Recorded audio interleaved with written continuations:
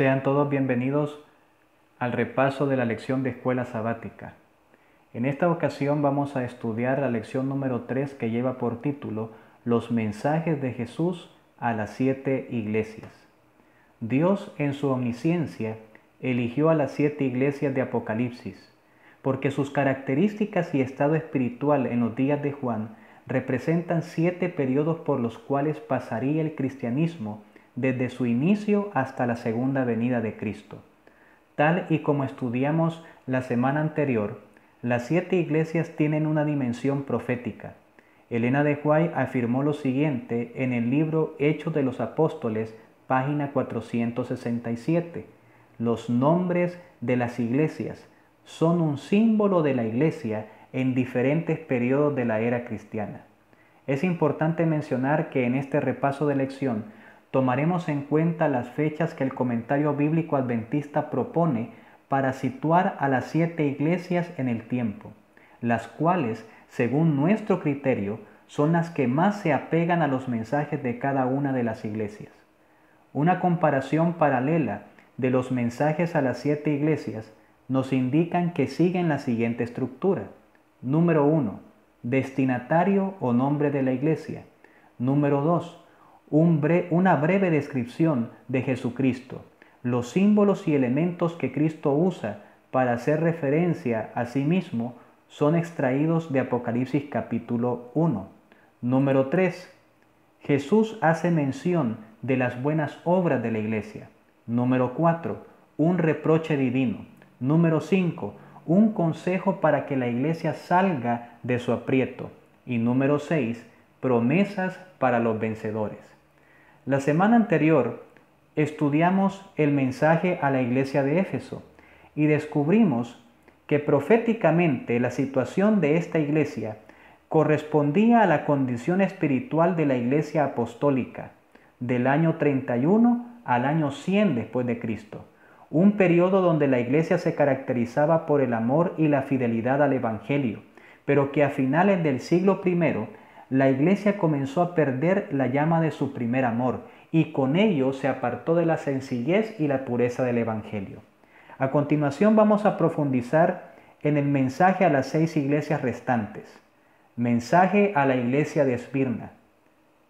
La palabra o el nombre Esmirna significa mirra.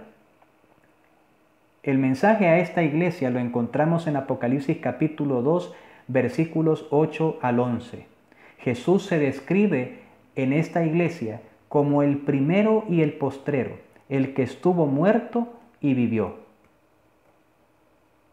El elogio que Jesús da a esta iglesia es el siguiente: yo conozco tus obras y tu tribulación y tu pobreza.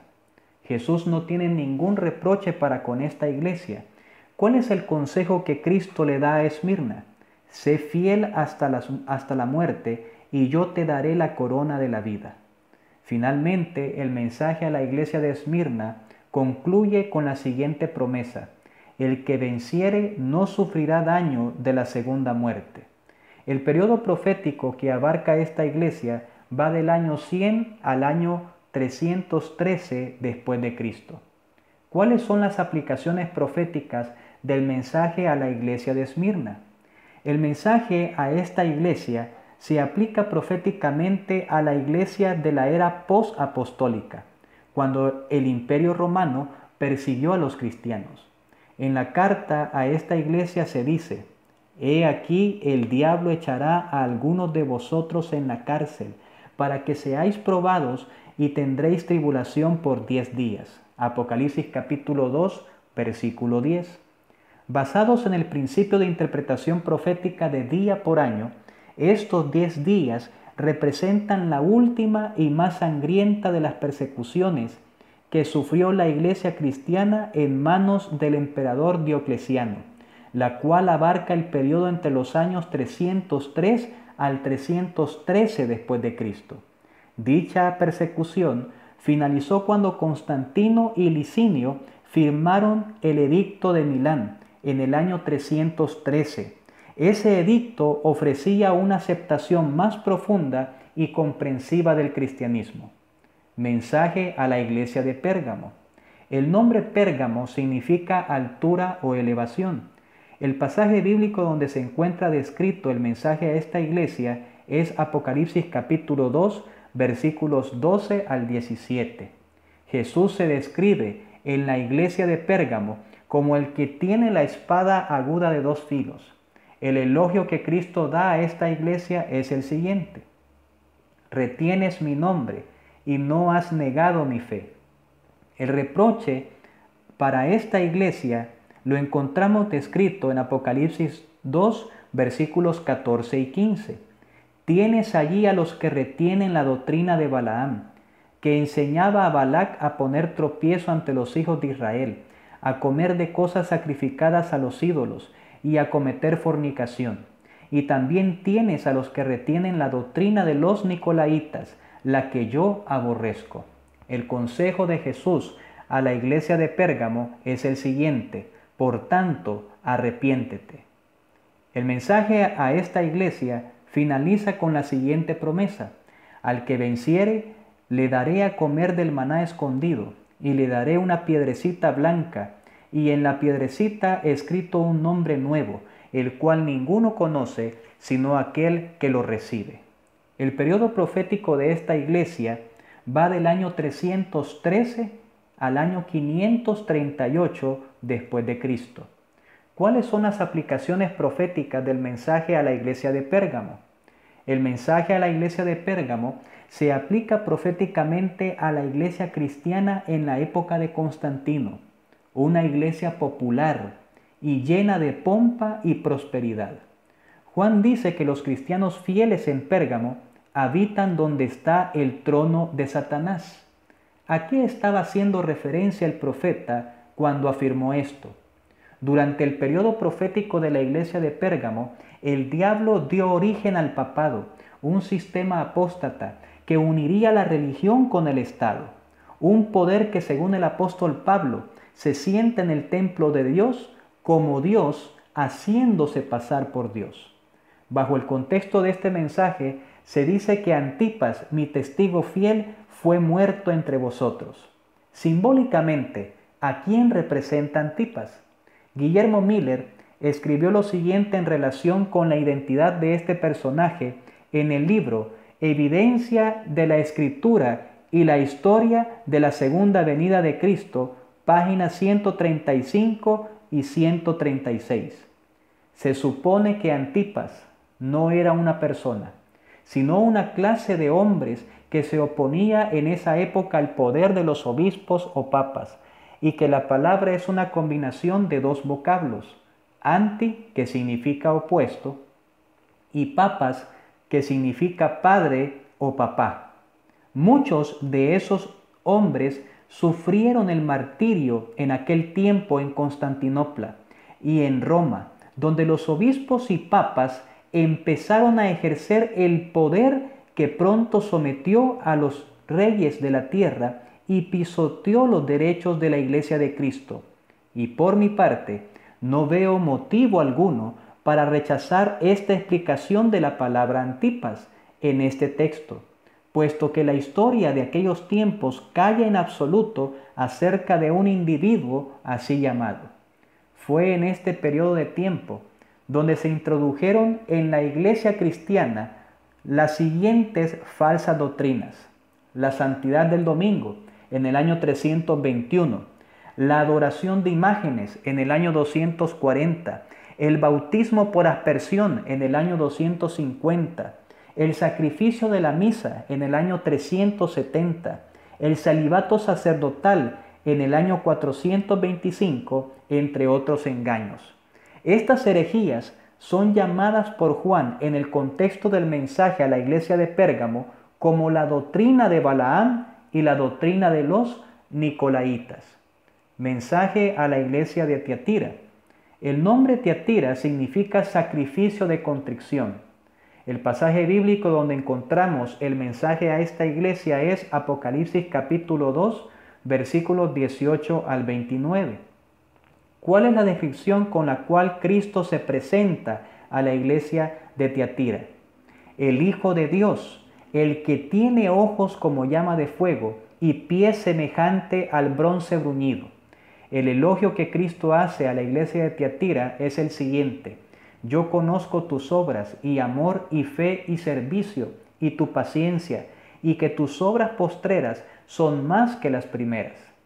El reproche que Jesús tiene en contra de esta iglesia es: toleras que esa mujer Jezabel, que se dice profetiza, enseñe y seduzca a mis siervos a fornicar y a cometer cosas sacrificadas a los ídolos.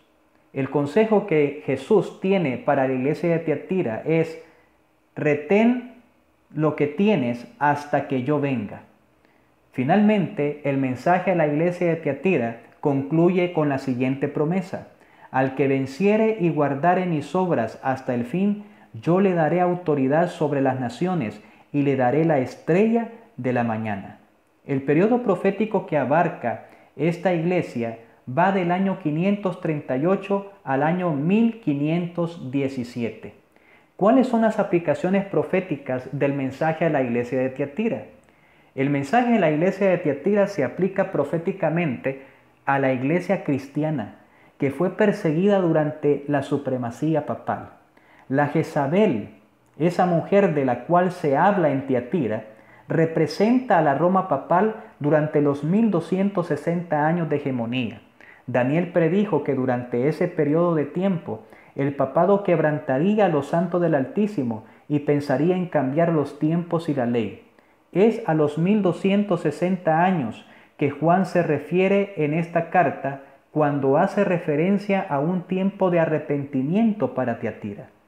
En relación a la identidad profética de Tiatira, Guillermo Miller escribió lo siguiente en el libro Evidencia de la Escritura e Historia de la Segunda Venida de Cristo, página 139. Jezabel es un nombre figurativo, alusivo a la esposa de Acab, que mató a los profetas de Jehová, indujo a su esposo a la idolatría y alimentó a los profetas de Baal en su propia mesa. No podría haberse usado una figura más vívida para describir las abominaciones papales. La Jezabel de Tiatira es mencionada nuevamente por Juan en Apocalipsis capítulo 17 y capítulo 18, bajo el símbolo de una mujer ramera, cuyo nombre es Babilonia la Grande, la madre de las rameras y de las abominaciones de la tierra. Si ustedes comparan las características de la Jezabel de Tiatira con las características de la mujer ramera de Apocalipsis 17 y 18, van a encontrar muchos puntos en común. ¿Por qué razón? Porque ambas mujeres representan a ese sistema religioso apóstata, el papado. En el mensaje a la iglesia de Tiatira se nos habla acerca de las profundidades de Satanás. ¿Qué son las profundidades de Satanás? Sin duda alguna, son las falsas doctrinas que Roma papal introdujo durante la Edad Media. Es muy probable que las palabras "no os impondré otra carga" hagan referencia en el contexto de este mensaje a una acortación de la persecución medieval debido al inicio de la Reforma Protestante, es decir, cuando Martín Lutero clavó las 95 tesis en la iglesia de Wittenberg en el año 1517. Mensaje a la iglesia de Sardis. El nombre Sardis significa cántico de alegría o la que permanece. El pasaje bíblico donde encontramos el mensaje a esta iglesia es Apocalipsis capítulo 3, versículos 1 al 6. Jesús se presenta ante esta iglesia como el que tiene los 7 espíritus de Dios y las 7 estrellas. El elogio que Cristo da a Sardis es el siguiente: pero tienes unas pocas personas en Sardis que no han manchado sus vestiduras y andarán conmigo en vestiduras blancas porque son dignas. El reproche que Cristo presenta a esta iglesia es: tienes nombre de que vives y estás muerto. No he hallado tus obras perfectas delante de Dios. El consejo de Jesús a la iglesia de Sardis es: acuérdate pues de lo que has recibido y oído, y guárdalo y arrepiéntete. Finalmente, el mensaje de la iglesia de Sardis concluye con la siguiente promesa: el que venciere será vestido de vestiduras blancas, y no borraré su nombre del libro de la vida, y confesaré su nombre delante de mi Padre y delante de sus ángeles. El periodo profético que abarca la iglesia de Sardis va del año 1517 a 1798. ¿Cuáles son las aplicaciones proféticas del mensaje a la iglesia de Sardis?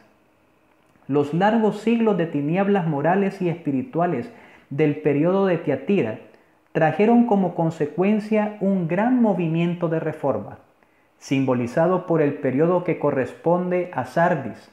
Hombres como Lutero, Knox, Calvino, Zwinglio y otros dirigieron la atención del pueblo hacia la palabra de Dios. Ese gran avivamiento que estos hombres, inspirados por Dios, despertaron en aquella época, hizo que se produjera un tremendo movimiento de reforma en el cristianismo.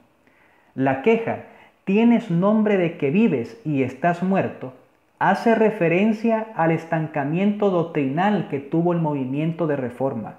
Lastimosamente, la reforma comenzó bien, pero se estancó, no siguió avanzando. La expresión vestiduras blancas nos recuerda a la importancia que tuvo la doctrina de la justificación por la fe durante la época de la Reforma. Según lo que Elena de White comenta en El conflicto de los siglos, página 310, el periodo de la iglesia de Sardis debe de abarcar las primeras dos señales del sexto sello. ¿Cuáles serán esas señales? El terremoto de Lisboa en 1755 y el día oscuro en 1780. Mensaje a la iglesia de Filadelfia. La palabra Filadelfia significa amor fraternal. El mensaje a esta iglesia lo encontramos descrito en Apocalipsis capítulo 3, versículos 7 al 13. Jesús se presenta a sí mismo como el santo, el verdadero, el que tiene la llave de David, el que abre y ninguno cierra, y cierra y ninguno abre. El elogio que Cristo tiene a esta iglesia es: aunque tienes poca fuerza, has guardado mi palabra y no has negado mi nombre, por cuanto has guardado la palabra de mi paciencia. Cristo no tiene ningún reproche para con la iglesia de Filadelfia, y el consejo que Él les da es el siguiente: retén lo que tienes para que ninguno tome tu corona. Este mensaje finaliza con la siguiente promesa: al que venciere, yo le haré columna en el templo de mi Dios y nunca más saldrá de allí, y escribiré sobre él el nombre de mi Dios y el nombre de la ciudad de mi Dios, la nueva Jerusalén, la cual desciende del cielo de mi Dios, y mi nombre nuevo. El periodo profético de esta iglesia abarca la época que está comprendida entre 1798 y 1844. ¿Cuáles son las aplicaciones proféticas del mensaje a la iglesia de Filadelfia? El mensaje a esta iglesia se aplica proféticamente al gran reavivamiento del protestantismo durante el primer y el segundo despertar que tuvieron lugar principalmente en Norteamérica a finales del siglo XVIII y a mediados del siglo XIX. En los años previos a 1844, el mensaje de la pronta venida de Cristo resonó en muchas partes del mundo. La puerta que se abre en Filadelfia es la puerta del lugar santísimo. Esto señala el cambio que habría en el ministerio sumo sacerdotal de Cristo el 22 de octubre de 1844. Fue en esa fecha que Cristo entró al lugar santísimo para comenzar la purificación del santuario celestial y la obra del juicio investigador.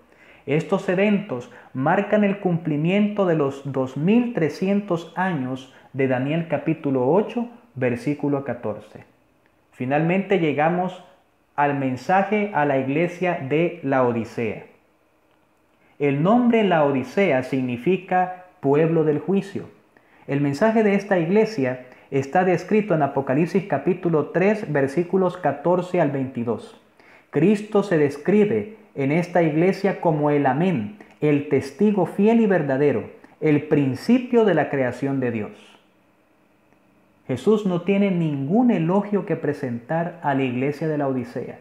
Esto nos muestra que la condición de la iglesia de la Odisea es una condición preocupante. ¿Cuál es el reproche que Jesús da a esta iglesia? No eres frío ni caliente, eres tibio.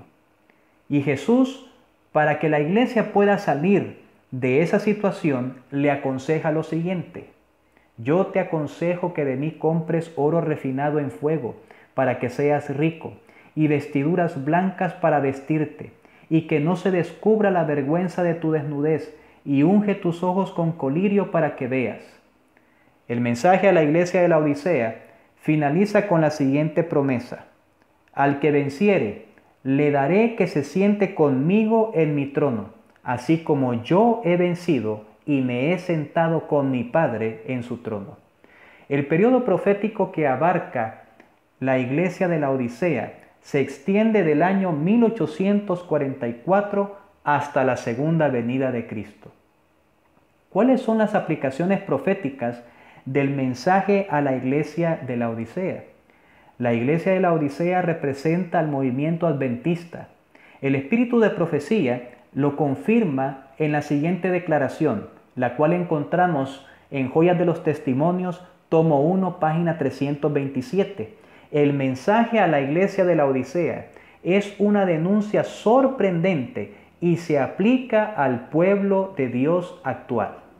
De forma específica, el mensaje a la Odisea simboliza el mensaje de justificación por la fe que fue dado en el Congreso de Minneapolis en el año de 1888. Elena de White escribió lo siguiente en 1892. Esta cita está en Materiales de 1888 de Elena de White, página 1052. El mensaje dado a nosotros por el pastor A.T. Jones y E.J. Wagoner es el mensaje de Dios a la iglesia de la Odisea. Y ay de aquel que profese creer la verdad y sin embargo no refleje hacia otros los rayos dados por Dios. Las vestiduras blancas de la justicia de Cristo, según Apocalipsis capítulo 16, versículo 15, son un requisito indispensable para estar de pie cuando Él regrese por segunda vez a esta tierra. Dichas vestiduras son parte de los 3 implementos que la iglesia de la Odisea necesita para salir de su letargo espiritual. Esta conexión nos indica que la iglesia de la Odisea es la última iglesia de la historia de este mundo, la iglesia que verá venir a Jesús en gloria y majestad. Dios no levantará una octava iglesia en el tiempo del fin. La primera secuencia de 7 en el libro del Apocalipsis finaliza con el mensaje a la iglesia de la Odisea. En este mensaje, Jesús se describe a sí mismo como el principio de la creación de Dios. Apocalipsis capítulo 3, versículo 14.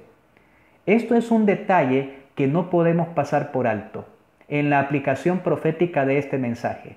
Pareciera ser que Jesús está llamando la atención a la creación descrita en el libro de Génesis, una obra que finaliza con el establecimiento del sábado como día de reposo. ¿Es acaso que la iglesia de la Odisea tendrá algo que ver con la observancia del sábado, el cual es un monumento conmemorativo de la creación? Tiene que ser de esa forma. De hecho, Juan confirma esto en su libro más adelante con las siguientes palabras: aquí está la paciencia de los santos, los que guardan los mandamientos de Dios y la fe de Jesús. La condición de los miembros de esta última iglesia es sumamente triste. No son ni mundanos ni cristianos. Es la condición existente previa a la segunda venida de Cristo. Jesús desea que la iglesia de la Odisea decida por un solo estado, o caliente o frío. Elena de White comenta el estado laodicense con las siguientes palabras, las cuales están escritas en el libro Joyas de los Testimonios, tomo 1, página 477. El término tibio se aplica a esta clase de personas. Profesan amar la verdad, pero son deficientes en la devoción y el fervor cristiano. No se atreven a abandonar del todo la verdad y correr el riesgo de los incrédulos, pero no están dispuestos a morir al yo y seguir de cerca los principios de su fe. No son ni despreocupados ni egoístamente tercos. No se empeñan cabal y cordialmente en la obra de Dios, identificándose con sus intereses, sino que se mantienen apartados y están listos para abandonar su puesto cuando lo exigen sus intereses personales y mundanos. Falta en su corazón la obra interna de la gracia. Qué tremenda cita. ¿Qué simbolizan los 3 remedios que Cristo da a la iglesia de la Odisea? La condición de la iglesia de la Odisea es una condición triste y deprimente, pero para esa condición hay un remedio. Y Cristo ofrece 3 implementos, 3 remedios para la condición de la Odisea. ¿Qué significa cada uno de esos 3 remedios? Joyas de los Testimonios, tomo 1, página 479, tiene la respuesta a esa pregunta. El oro probado en el fuego que se recomienda aquí es la fe y el amor. La vestidura blanca es la pureza del carácter, la justicia de Cristo impartida al pecador. El colirio es aquella sabiduría y gracia que nos habilitan para discernir lo malo y lo bueno, y para reconocer el pecado bajo cualquier disfraz. Debemos de buscar la fe y el amor, la justicia de Cristo y la sabiduría que nos dará la capacidad de discernir entre lo bueno y lo malo. Esas 3 cosas constituyen el remedio para poder sanar nuestra condición. El mensaje a la iglesia de la Odisea finaliza con el siguiente llamado. He aquí, yo estoy a la puerta y llamo. Si alguno oye mi voz y abre la puerta, entraré a él, cenaré con él y él conmigo. La pregunta es, ¿le dejarás a Jesús entrar a tu corazón? Elena de White escribió lo siguiente: nuestra obra consiste en abrir la puerta del corazón y dejar que Jesús entre. Él está llamando para entrar. ¿Abriréis la puerta? Jesús está a la puerta de nuestro corazón. Dejadlo entrar como un huésped celestial. Que Dios nos pueda ayudar a dejar a un lado nuestra comodidad y orgullo y decidirnos por los encantos incomparables de la justicia de Cristo. Que el Señor pueda bendecirte en esta ocasión.